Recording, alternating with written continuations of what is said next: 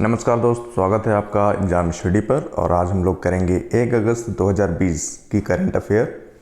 और तो चलिए शुरू करते हैं। ये हमारी डेली करंट अफेयर होती है जिसमें जितने भी सारे वन लाइनर क्वेश्चन फ्रेम होते हैं वो मैं आपको कराता हूँ। तो चलिए शुरू करते हैं। भारत ने यूरोपीय संघ के साथ वैज्ञानिक सहयोग समझौता को कितने साल के लिए नवीनीकरण करने की घोषणा करी है? तो वो आपका है 5 साल। 5 साल के लिए भारत ने यूरोपीय संघ के साथ वैज्ञानिक सहयोग समझौता को नवीनीकरण करने की घोषणा करी है।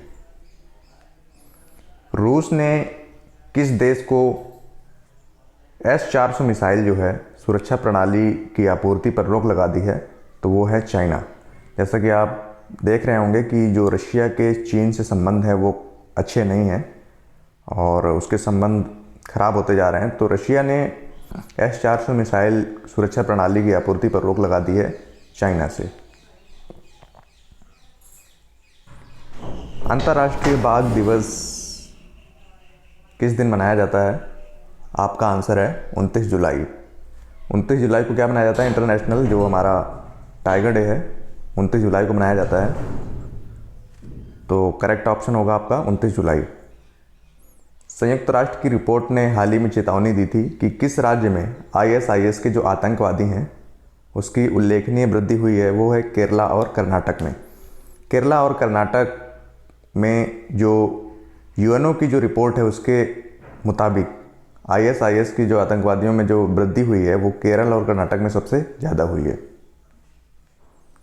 मदर इंडिया कोहिनूर एक छपेरा जैसी फिल्मों में काम कर चुकी एक दिग्गज अभिनेत्री जिनका हाल ही में निधन हो गया है, कुमकुम का हाल ही में निधन हो गया। ये एक अभिनेत्री हैं जिन्होंने मदर इंडिया कोहिनूर और एक छपेरा जैसी फिल्मों में काम किया है। विश्व हेपेटाइटिस दिवस किस दिन मनाया जाता है? 28 जुलाई।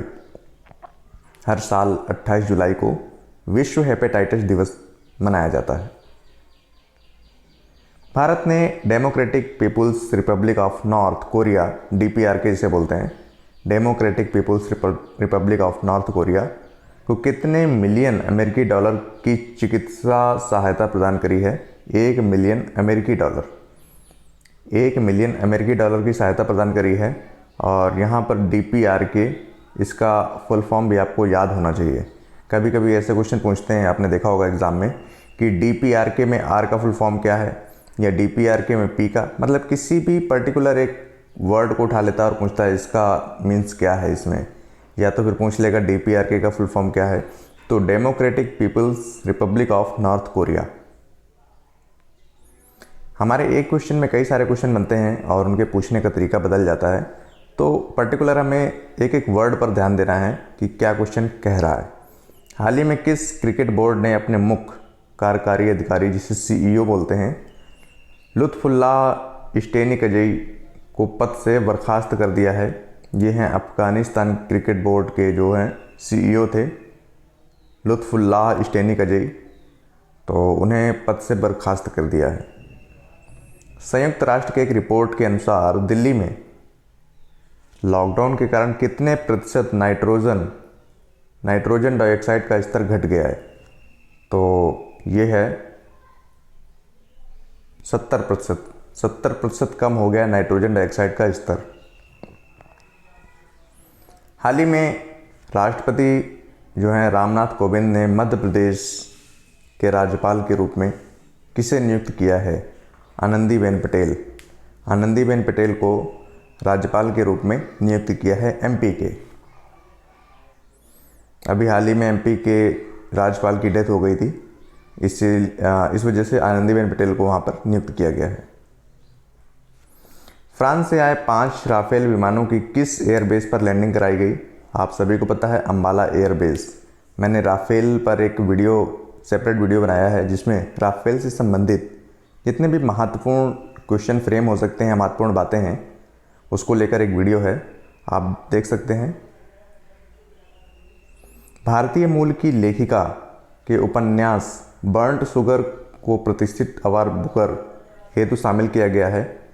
वो हैं अवनी दोषी। अवनी दोषी को बुकर के लिए शामिल किया गया है और उनका उपन्यास का है बर्न्ट शुगर।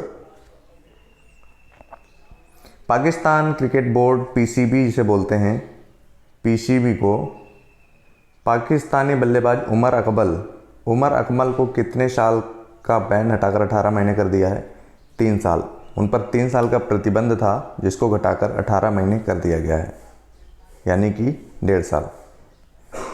केंद्रीय मंत्रिमंडल ने हाल ही में पारंपरिक चिकित्सा पद्धति और होम्योपैथी के क्षेत्र में सहयोग पर भारत और किस देश के बीच समझौता ज्ञापन MOU को मंजूरी दी है? वो है जिम्बाब्वे।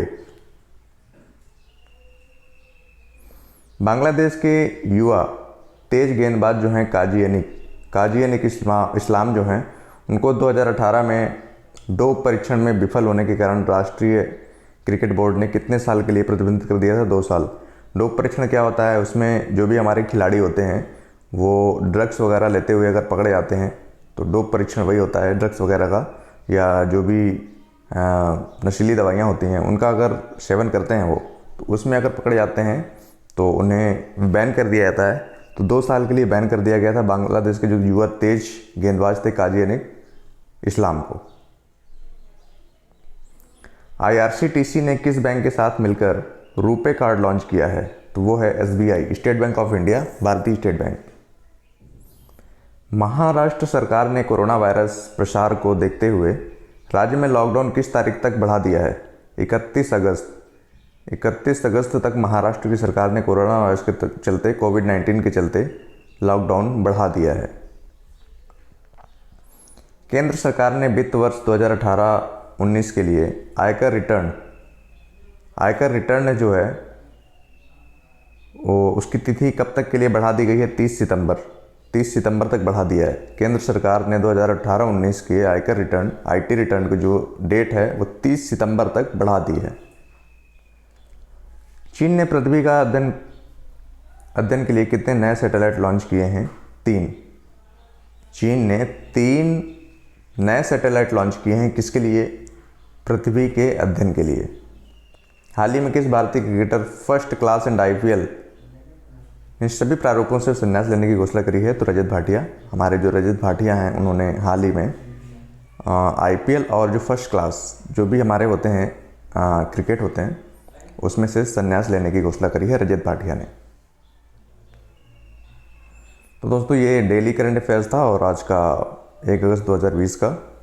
जुड़े रहिए हमारे साथ ऐसे ही इंटरेस्टिंग क्वेश्चन और जो भी डेली बेसिस पर जो भी क्वेश्चन आएंगे उनको पढ़ने के लिए भी आपके पास जो भी डेली बेस पे जो भी आर्टिकल होंगे उनके हिसाब से एक वीडियो आएगा। Okay, thank you. मिलते हैं नेक्स्ट वीडियो में, तब तक के लिए धन्यवाद। पढ़ते रहिए।